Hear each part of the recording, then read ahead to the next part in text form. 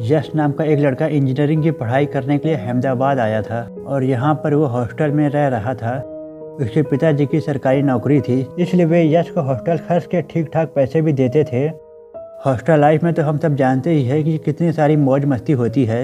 यश भी अपनी hostel life में भरपूर इंजॉय कर रहा था। हॉस्टल में आए यश को अभी 1 महीने ही हुआ था कि वो सिगरेट और शराब पीने लगा था। हॉस्टल में तो यह सब आम बात होती है, क्योंकि उनके सारे दोस्त भी सिगरेट और शराब पीते थे। खासकर उनके हॉस्टल के सीनियर लड़के तो बहुत ही मौज मस्ती करते थे और खूब सिगरेट और शराब पीते थे।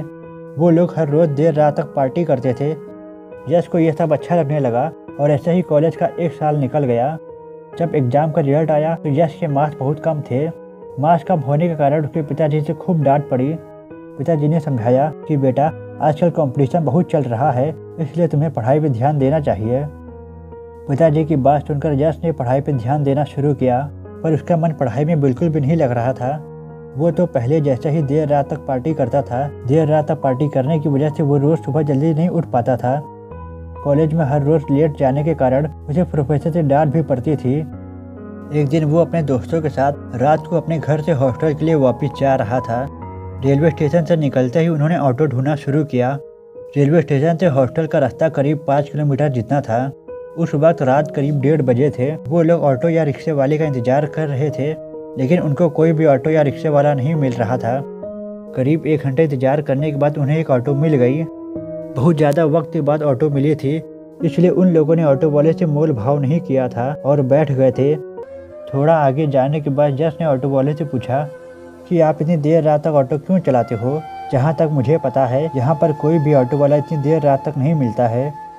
ऑटो वाले ने कहा कि बेटा, तुम्हारी बात सच है, यहाँ के सारे ऑटो वाले रात के 12 बजे तक ही काम करते हैं। यश ने कहा, तो फिर आप क्यों इतनी देर रात तक काम करते हो? ऑटो वाले ने कहा कि मुझे ज़्यादा पैसों की ज़रूरत है, इसलिए मैं देर रात तक ऑटो चलाता हूँ। ऐसा करने से मुझे ज़्यादा पैसे मिलते हैं और बच्चों की फीस भरने में ये पैसे काम आते हैं। यश ने कहा कि आपको देखकर लगता है कि आप पढ़े लिखे हो, तो फिर आप ये ऑटो चलाने का काम क्यों करते हो?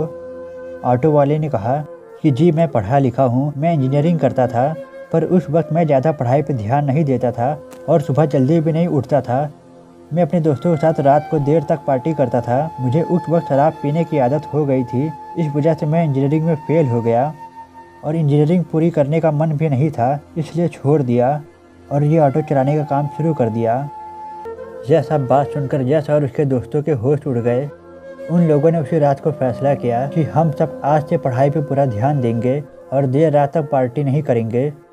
इस ऑटो वाले की कहानी सुनकर यश और उसके दोस्तों में काफ़ी बदलाव आ गया।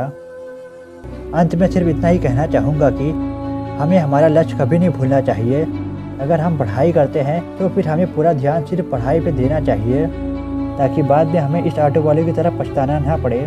हमारा लक्ष्य हमें हर हाल में पूरा करना चाहिए। जब तक हम अपने लाइफ में कुछ हासिल नहीं करते हैं, तब तक हमें अपने लक्ष्य को नहीं भूलना चाहिए। सुबह अलार्म से पहले हमें अपना लक्ष्य जगाए, ऐसा होना चाहिए।